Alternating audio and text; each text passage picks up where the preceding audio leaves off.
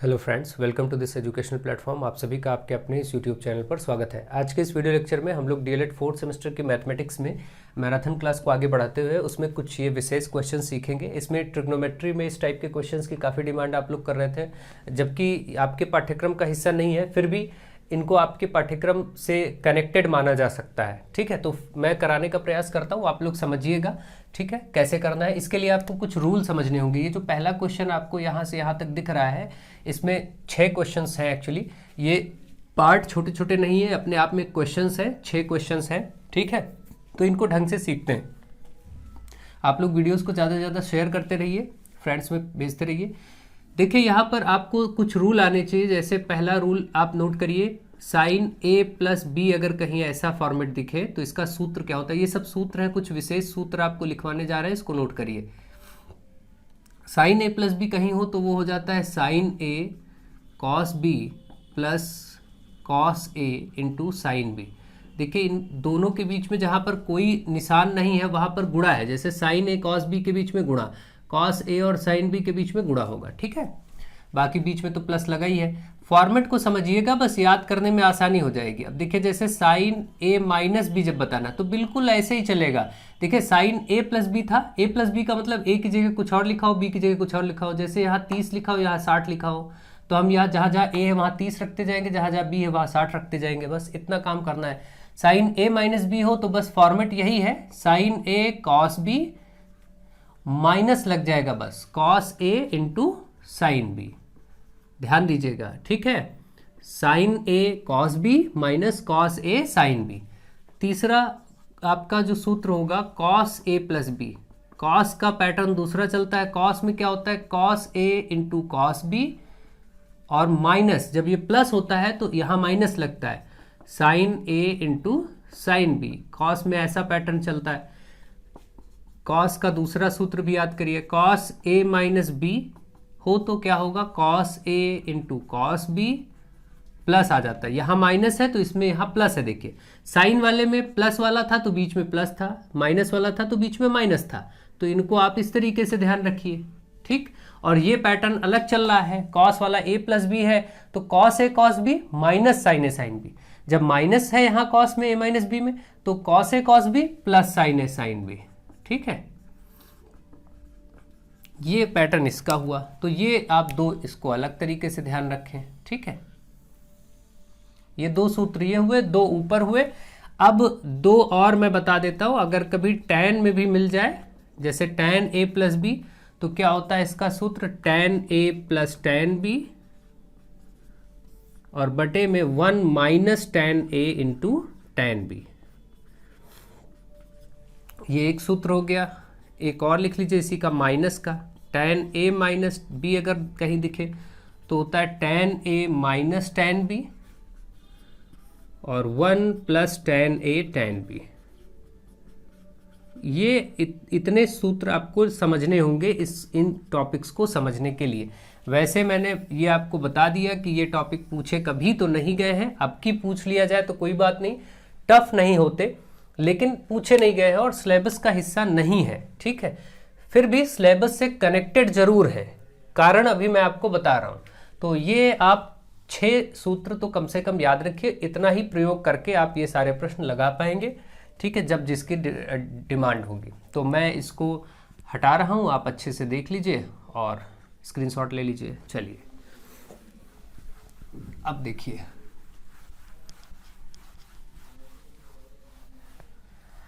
अब चलिए स्टार्ट करते हैं। क्वेश्चन नंबर 1 का पहला पार्ट है, लिखा है साइन 15। अब देखिए आपने जो टेबल याद की है, ट्रिग्नोमेट्रिक टेबल आपने जो तैयार की है, वो 0 डिग्री के लिए है, 30 डिग्री के लिए है। आपने कितने कितने पर याद किया है, 0 डिग्री, 30 डिग्री, 45 डिग्री, 60 डिग्री और 90 डिग्री।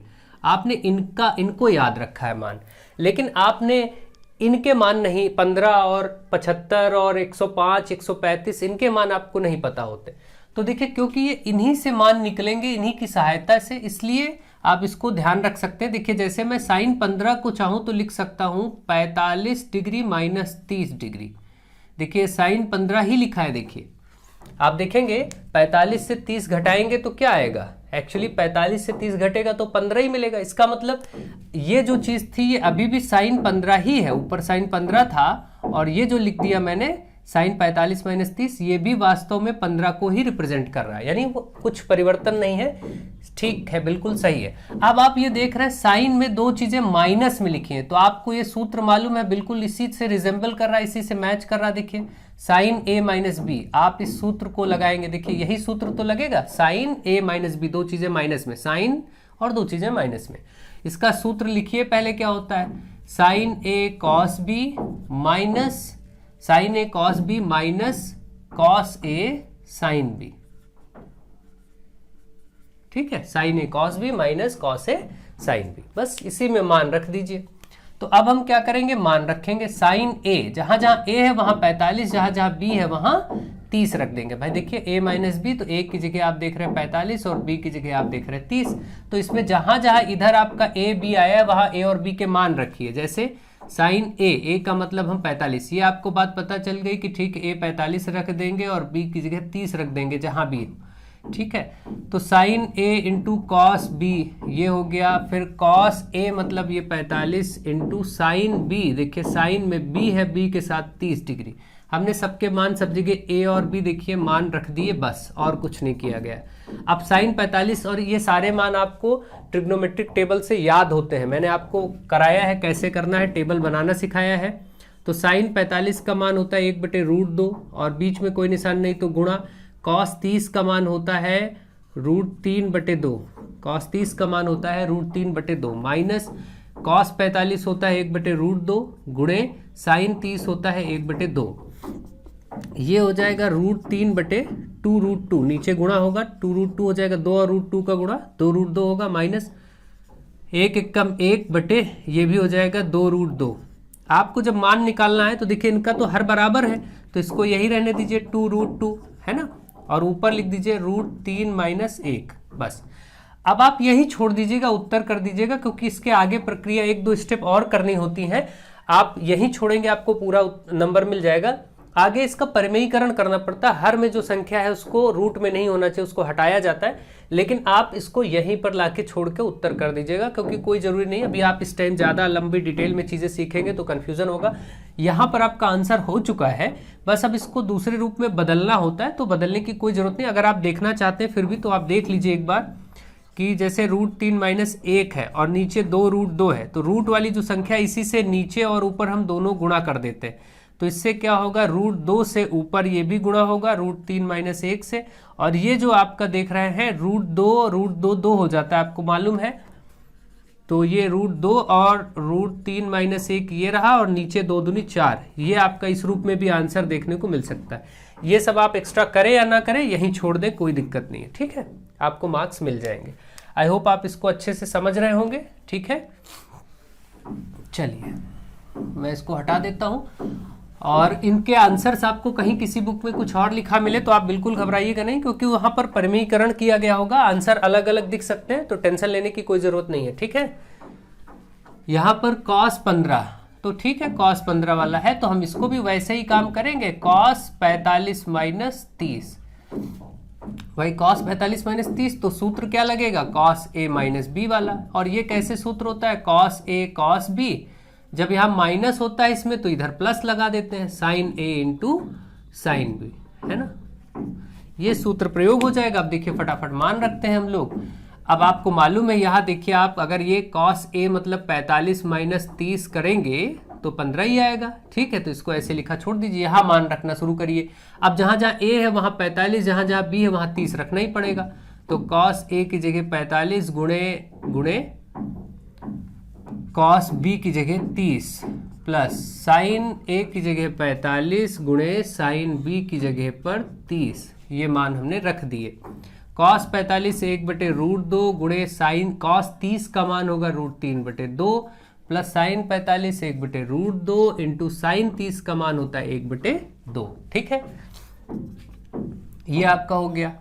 ये सारे मान हो चुके हैं, √3/2√2 प्लस 1/2√2, ये √3 + 1 ऊपर, क्योंकि नीचे दोनों का हर बराबर है 2√2, यहीं पर छोड़ के इसका उत्तर कर देंगे, ठीक है, तो ये भी आपका आंसर हो गया। चलिए आगे बढ़ते हैं और फटाफट अब करते चले जाते हैं क्वेश्चंस। अब आप समझ गए होंगे इसमें अप्रोच क्या लग रही है, इसलिए अब थोड़ा सा तेजी के साथ कार्य करना प्रारंभ कर देते हैं।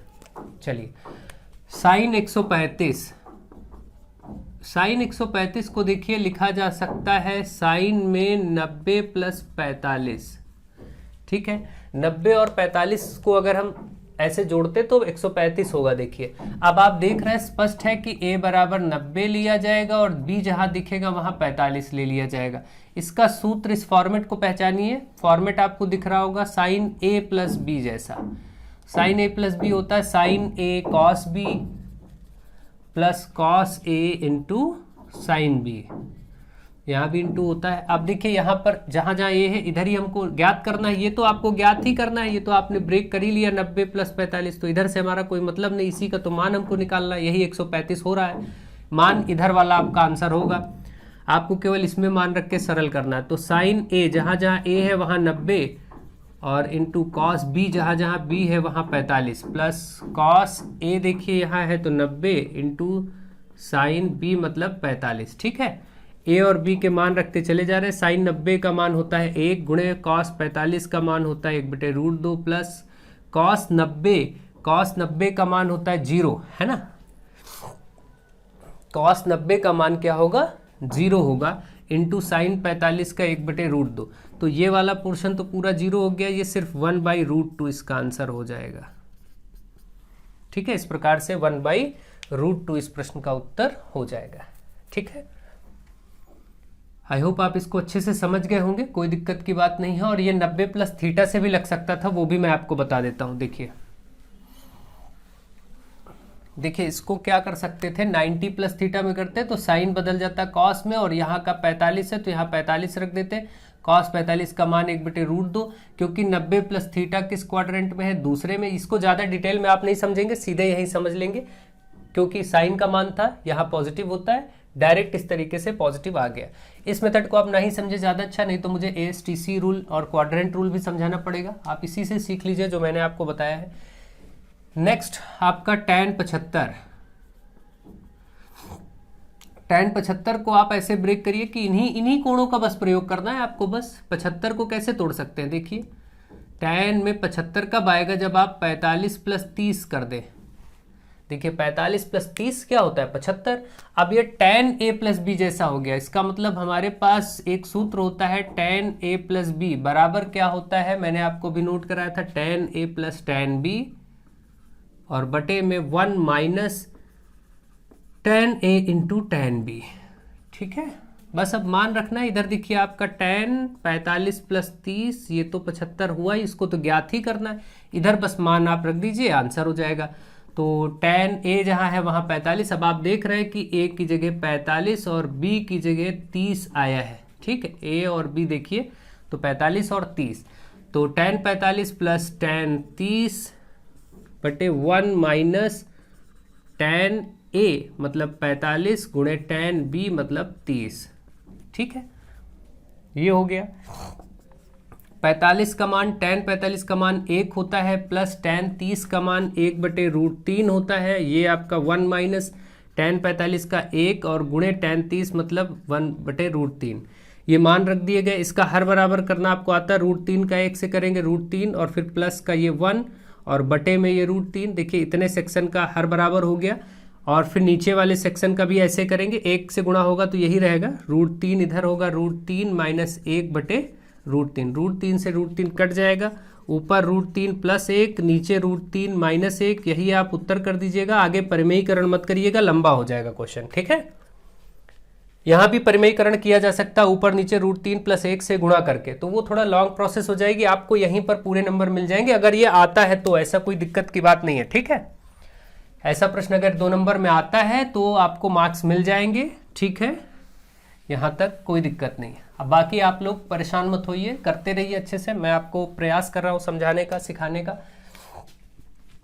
साइन 75 भी वही है। साइन 75 को भी हम ब्रेक कर सकते हैं भाई, साइन 45 प्लस 30।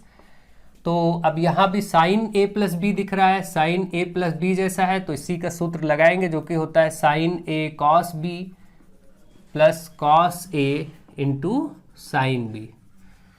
अब देखिए a की जगह आप देख ही रहे हैं, यहाँ पर आपने 45 प्लस 30 में तोड़ा था 75 को, तो अब देखिए यहाँ पर हो जाएगा साइन a की जगह 45, कॉस b की जगह में 30 प्लस कॉस a जहाँ है वहाँ 45 और जहाँ b है वहाँ पर 30 रख दिया।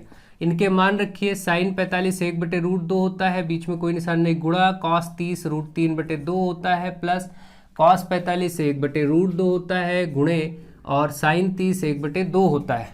ये हो गया √3/2√2 प्लस 1/2√2 गुणा होके भाई 1 1 कम 1 2√2। अब 2√2 दोनों में नीचे कॉमन है, सेम है, मतलब हर बराबर है, और ऊपर √3 प्लस 1, यही आपका आंसर हो गया। ठीक है, ये आपका आंसर हो गया। ओके, आगे बढ़ते हैं फटाफट। नेक्स्ट 105 डिग्री का भी देख लीजिए। कॉस में 105, आप इसको लिख सकते हैं कॉस में 60 प्लस 45। देखिए 105 ही होगा ना, ये 60 और 45 आपको याद भी होते हैं, देखिए इसमें मान, इसीलिए वही एंगल में तोड़िए जो आपको पता हो। तो ये 105 को ऐसे लिखा जा सकता है। आप देखिए ये फॉर्मेट दिख रहा है कॉस a प्लस बी का, जो कि मैंने सूत्र बताया cos a into cos B minus लग जाता है इसमें sine a into sine B. ये सारे सूत्र अभी मैंने आपको लिखवा दिए, समझा दिए हैं।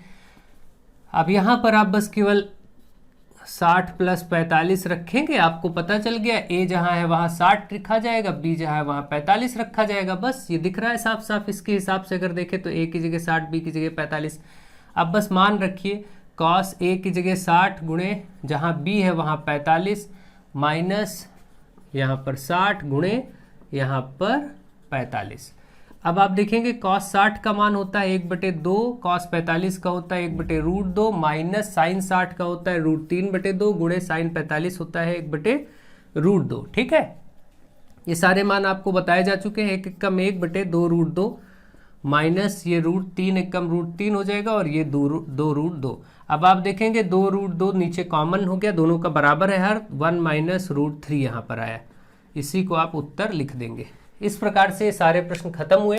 अब अगर ऐसे क्वेश्चंस आते हैं तो आप इन्हीं सूत्रों की सहायता से फटाफट उसको कर लीजिएगा, कोई दिक्कत नहीं होगी। आई होप आप इसको अच्छे से समझ गए होंगे। इतने सारे क्वेश्चंस हम लोगों ने कर लिए। नेक्स्ट क्वेश्चन आपके सामने है, बोला कि एक समचतुर्भुज का परिमाप 52 है। देखिए समचतुर्भुज वर्ग की आकृति से बनता है, चारों भुजाएं इसके बराबर होते हैं, चारों भुजाएं बराबर होती है। तो अगर इसकी भुजा हम a माने तो चारों ही अपने आप में a हो जाएंगी। तो आपको मालूम है इसका परिमाप क्या होगा, समचतुर्भुज का परिमाप। ये समचतुर्भुज है, इसका परिमाप होगा 4 गुणे भुजा, है ना भाई, a प्लस a करेंगे। तो यहाँ पर परिमाप दिया था 52, परिमाप की जगह 52 रख दिया। इस प्रश्न में दिया था एक समचतुर्भुज का परिमाप 52 है और बराबर ये 4 गुणे भुजा। अब आपकी भुजा निकल आएगी, देखिए 52 के नीचे बटे 4 होगा, ये गुणे में इधर बटे होगा, तो आपकी भुजा ये प्राप्त हो जाएगी जो कि 13 चौके 52 होता है। मतलब 13 सेंटीमीटर भुजा ज्ञात हो गई। मतलब अब सारी भुजाएं 13 ही हैं, ये कंफर्म हो गया, कोई दिक्कत की बात नहीं है। ठीक है, समचतुर्भुज की भुजा मिल गई। अगर पूछा होता तो इतने पे छोड़ देते, लेकिन अब आगे पूछा है इसका एक छोटा विकर्ण 10 सेंटीमीटर है। ठीक है, देखिए छोटा विकर्ण मतलब कुछ ये वाला, ये इसका दिया गया 10, और दोनों विकर्ण जो इसमें बनते हैं वो एक दूसरे को 90 डिग्री पर काटते हैं। ये चारों अंदर राइट एंगल ट्रायंगल यानी समकोण त्रिभुज की रचना करते हैं, ध्यान रखिएगा। ठीक है, चारों ही अंदर समकोण त्रिभुज की रचना करते हैं। ठीक है, अब हम क्या करेंगे, जब हमें ये मिल चुका है और एक छोटा विकर्ण भी पता है, छोटा विकर्ण 10, मतलब मैं इसको अगर ऐसे नाम दूं ABCD, तो इसमें एक विकर्ण BD जो है B से D, ये छोटा वाला है, इसको 10 दिया गया है। तो आप ध्यान रखें, इसको अगर बीच वाले पॉइंट को O माने तो ये ध्यान रखिए ये विकर्ण एक दूसरे को 90 डिग्री पर समद्विभाजित करते हैं। समद्विभाजित मतलब बराबर बराबर काटते भी हैं। जैसे 10 था तो यहाँ से B से O तक 5 हो जाएगा, ऊपर फिर ये 5 हो जाएगा। ठीक है, ये बात ध्यान रखें, ये चीज हमेशा ध्यान रखिए कि इसके विकर्ण, अगर ये 10 था 5 5 हो गया, अगर ये 12 होता तो 6 और 6 में बढ़ जाता। मतलब हमेशा विकर्ण एक दूसरे को बराबर बराबर भी काटते हैं। ये समचतुर्भुज की विशेषताओं को अच्छे से आप एक बार समझ लीजिए। समचतुर्भुज के 2 विकर्ण होते हैं, चारों भुजाएं बराबर होती हैं।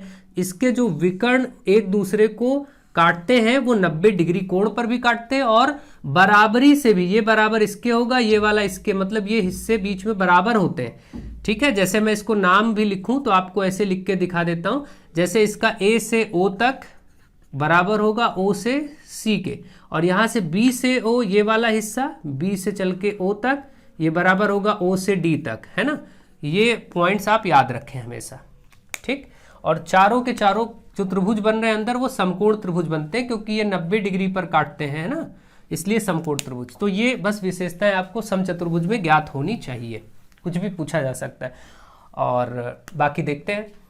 तो ये हो गया। अब आपसे कहा गया था कि छोटा विकर्ण 10 है तो 5-5 में बट गया। अब आपसे कहा गया है कि फिर इसके बड़े विकर्ण की माप बताइए। ठीक है, कोई दिक्कत नहीं।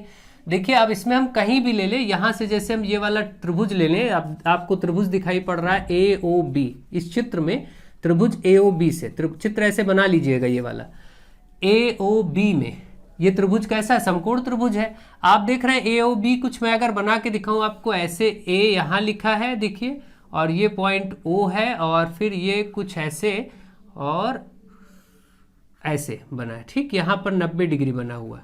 समकोण त्रिभुज में जहां 90 बनता है उसका एक लंब होता है, एक आधार होता है, और बाकी ये वाला बड़ी सबसे भुजा, देखिए कोई भी समकोण त्रिभुज होता है आप जानते हैं, जहां 90 बनता है उसमें एक को हम लंब कहते हैं, लंब रेखा, और एक को आधार रेखा कहते हैं। तो इसका मतलब बाकी जो तीसरी अब ये बनी, ये कर्ण ही होनी है। तो इसका मतलब इसमें कर्ण ये है और लंब और आधार ये दोनों में है। तो ये बात पता चल गया कि यहाँ से कर्ण 13 है। अब हम AOB में लिख सकते हैं कि भाई कर्ण का स्क्वायर बराबर लंब स्क्वायर प्लस आधार स्क्वायर, पाइथागोरस की मदद लेंगे इस थ्योरम की, और निकाल देंगे। अब देखिए कर्ण की जगह तो 13 पता चल चुका है, सबसे बड़ी यही है, और AO हमको पता नहीं, इसको लंब रेखा मान लेते हैं, और आधार रेखा इसका ये 5 हम मानते हैं, जो दिया गया है 5 मान लेते हैं। तो 13 का हो जाएगा गुणा 13, 13 169 हो जाएगा। ये आपका AO स्क्वायर प्लस 25 हो जाएगा। ये वाला देखिए 25 इधर आकर के 169 में माइनस होगा, क्योंकि ये प्लस है तो इधर आएगा माइनस होगा, इधर से AO स्क्वायर। अब आप यहाँ से आगे देखेंगे 169 से 25 आप माइनस करेंगे, 9 में से 5 जाएगा, 4 बचेगा, 6 में से 2 जाएगा, 4 बचेगा, 144। तो AO निकालेंगे, ये वर्ग है तो 144 पे वर्गमूल हो जाएगा, जो कि 12 सेंटीमीटर आ जाएगा। आपने देखा कि ये जो आपके सामने आया ये 12 सेंटीमीटर आ गया, ये वाला हिस्सा 12। अगर ये 12 है तो हमें तो पूरा विकर्ण बड़ा वाला बताना था, ये 12 है तो इधर का भी 12 होगा। प्रॉपर्टी मैंने अभी बताई कि समचतुर्भुज में जितना हिस्सा ये होगा उतना ही ऊपर होगा। तो यानी आपको पता चल गया, आपको यहां पर बताना था AC, और AC होगा 2 गुणे AO, AO का डबल, जो आपने A से O तक निकाला इसका डबल होगा, उतना ही ऊपर भी होगा। तो इसका मतलब 2 गुणे 12 करके 24 सेंटीमीटर आपका आ गया दूसरा बड़ा वाला विकर्ण। बड़ा वाला विकर्ण 24, छोटा विकर्ण 10 था ही, बात खत्म। इस तरीके से ये ज्ञात हो गया। तो ऐसे इसमें पाइथागोरस की सहायता लेके निकलेगा। अब दोनों विकर्ण आ चुके हैं, इसी को आगे बढ़ाता हूं। अगर पूछा होता है इसका क्षेत्रफल भी बताइए, तो दोनों विकर्ण ध्यान रखिएगा। एक विकर्ण आपका 10 दिया था छोटा वाला, एक आया है 24, इसको हम विकर्ण पहला D1 बोल दें, और इसको दूसरा विकर्ण जो आपका निकल के आया इसको D2 यानी 24 बोल दें। D का मतलब डायगोनल होता है। विकर्ण इसके ज्ञात हो चुके। अब देखिए इसी में ये तो प्रश्न लग गया, लेकिन हो सकता है कभी इसमें ऐसा आगे और बढ़ा देता और कहता कि इसका क्षेत्रफल भी बताइए। तो आप क्या करते हैं, आपको इसके समचतुर्भुज के क्षेत्रफल का सूत्र पता ही होता है। समचतुर्भुज का क्षेत्रफल वो होता है 1/2 गुणे D1 गुणे D2, मतलब विकर्णों का गुणनफल। तो विकर्ण हमें मिल चुके हैं। पहला विकर्ण 10 प्रश्न में दिया ही था, दूसरा हमने 24 निकाला हुआ है पूरा। तो 2 से ये काट देंगे, 12 दूना 24, अब 10 गुणे 12 यानी 120 सेंटीमीटर स्क्वायर समचतुर्भुज का क्षेत्रफल भी आ गया। अगर ये पूछा गया होता तो हम ऐसा कर देते, ठीक है। तो मुझे आशा है आप अब कोई भी प्रश्न ऐसा आएगा कर लेंगे। चलिए आगे बढ़ते हैं और फटाफट चीजों को समझते हैं। नेक्स्ट क्वेश्चन में आपके सामने कहा गया समांतर चतुर्भुज के आसन्न कोण।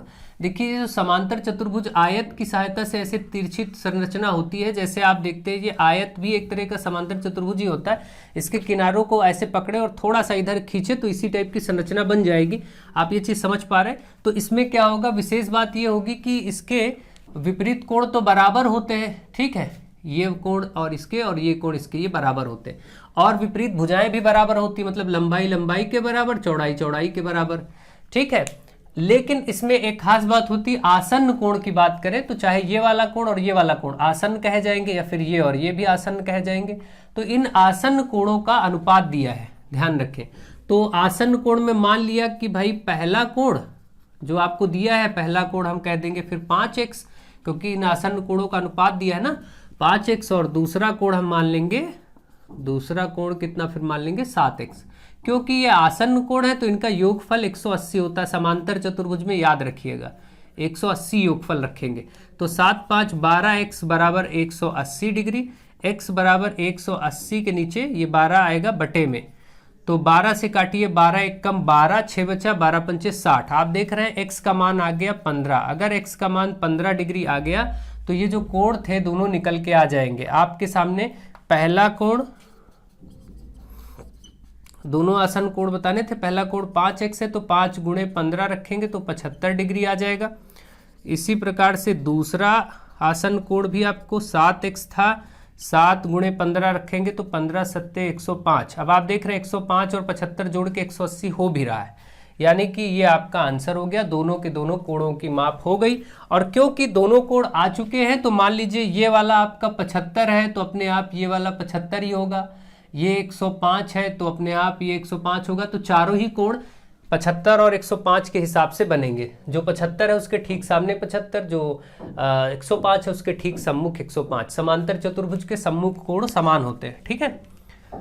आई होप आप इसको भी समझ गए होंगे। अगर अब ऐसा प्रश्न आता है तो आप कर पाएंगे, ठीक है। चलिए, ये भी हो गया, आपका प्रश्न लग गया। नेक्स्ट क्वेश्चन नंबर 4, एक समांतर चतुर्भुज का क्षेत्रफल। देखिए, समांतर चतुर्भुज का क्षेत्रफल बताया गया है कितना, 1125 सेंटीमीटर स्क्वायर। समांतर चतुर्भुज का क्षेत्रफल, ये क्वेश्चन नंबर 4 है, 1125 सेंटीमीटर स्क्वायर।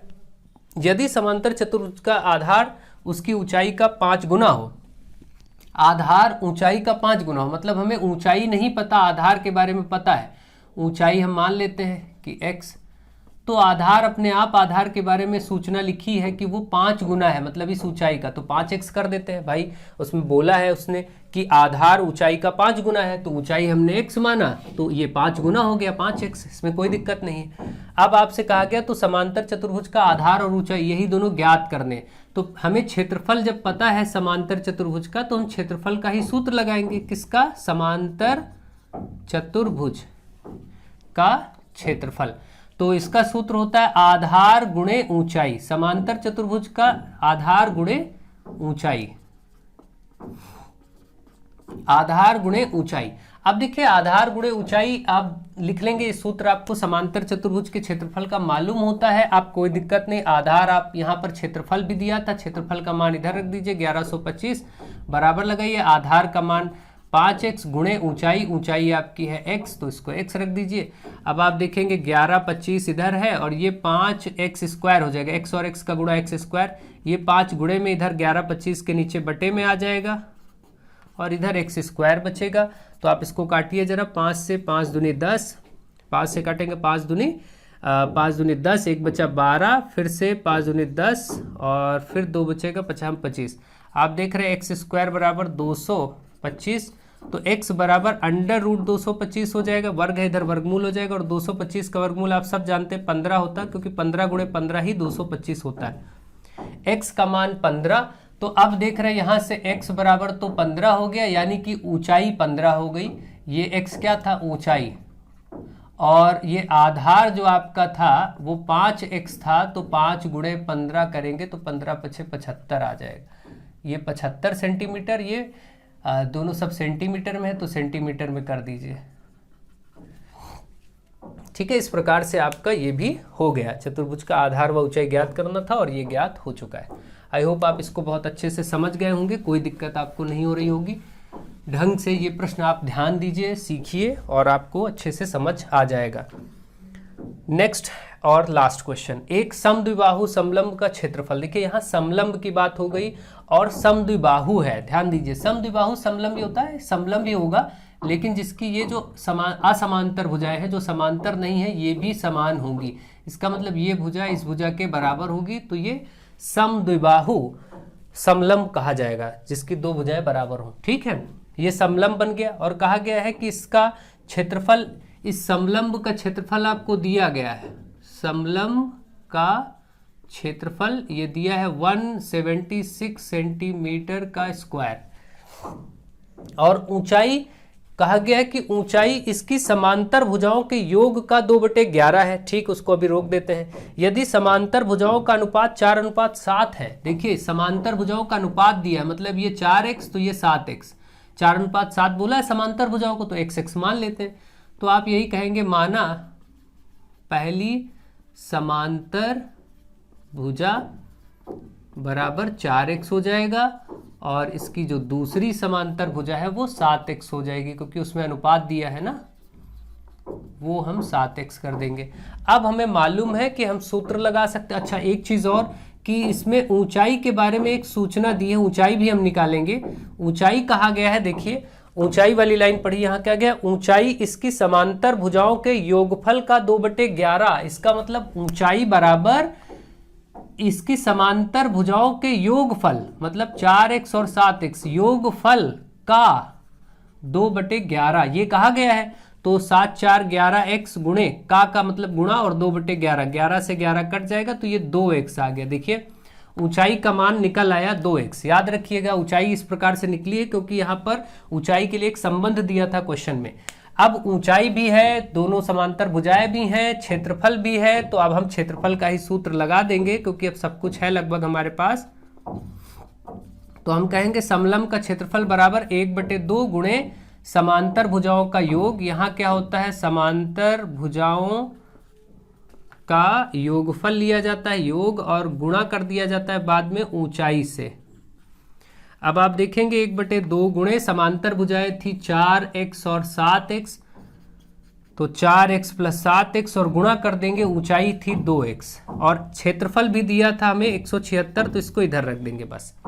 अब आपका क्वेश्चन लगभग सॉल्व हो चुका है। इस 2 से आप इस 2 को काट दीजिए, गुणे में है कोई दिक्कत नहीं, ये 176 है, इधर 7 4 11x ये हो गया और गुणे में ये x आपका ये हो गया। तो 176 बराबर ये 11 और x का x² हो जाएगा। इसी के आगे देख लीजिए 11 ये इधर आएगा 176 के नीचे बटे में हो जाएगा, इधर x² बचेगा, 11 से काटेंगे, 11 × 1 11, 11 × 6 66।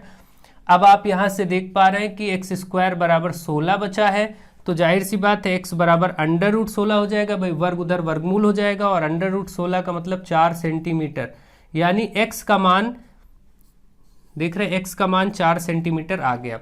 x का मान 4 आया तो अब सब ज्ञात किया जा सकता है जो कुछ भी पूछा गया था। यहाँ इसने कहा था कि तो समांतर भुजाएं ज्ञात कीजिए, बस समांतर भुजाएं कहा था, तो पहली समांतर भुजा देखिए यही थी, तो हम ऐसे लिखेंगे कि भाई पहली समांतर भुजा बराबर 4x, तो 4 गुणे x का मान आया ही है 4, रख देंगे तो 16 सेंटीमीटर। पहली समांतर भुजा ये वाली देखिए 16 आ गई, 16 सेंटीमीटर।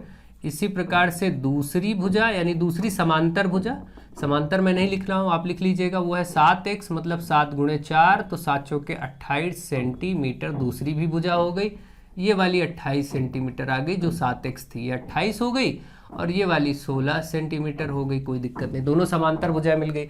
अगर वो ऊंचाई भी पूछता तो भाई 2x ऊंचाई थी, इस जगह भी x का मान 4 रख देते तो 8 सेंटीमीटर ऊंचाई हो जाती, ये भी निकल आता। सारी चीजें ज्ञात की जा सकती हैं। अब कुछ भी यहाँ से पूछा जाए सब कुछ ज्ञात किया जा सकता है और ज्ञात कर दिया गया है।